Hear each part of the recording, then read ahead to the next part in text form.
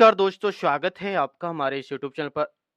जी हाँ दोस्तों, इस वीडियो में हम आपको बताएँगे ई-इनवॉइस कैसे बनाएँगे दोस्तों आप।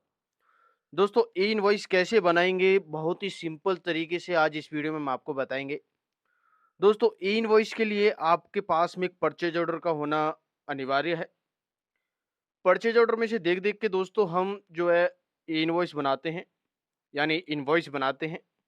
ठीक है दोस्तों, ये हमारे पास परचेज़ ऑर्डर आया है दोस्तों, किसी पार्टी ने हमको एक परचेज़ ऑर्डर भेजा है। पार्टी का नाम है राम कंपनी।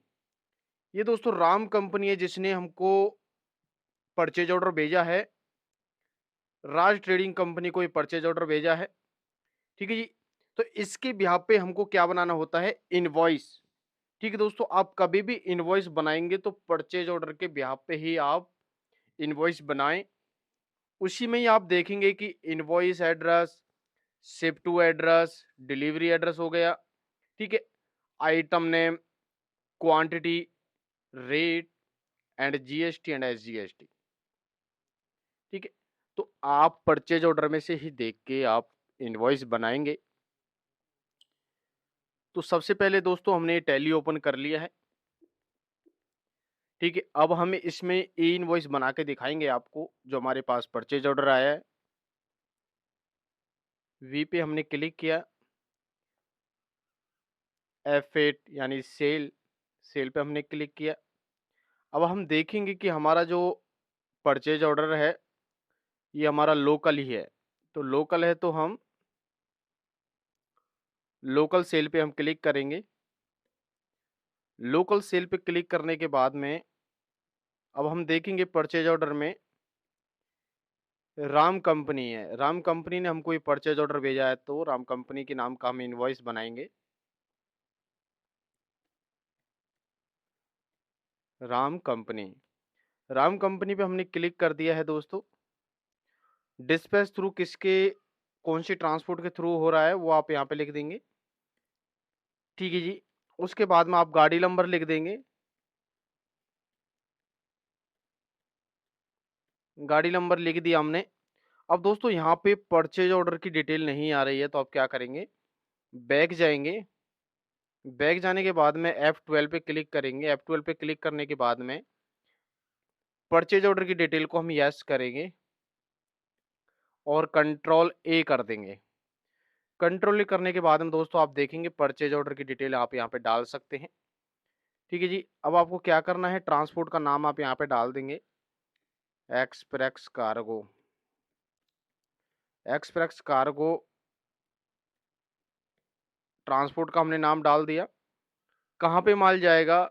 हमारा माल दिल्ली में जाएगा, तो दिल्ली में हमने यहाँ पे लिख दिया है। गाड़ी नंबर हम यहाँ पे लिख देंगे HR38U2810।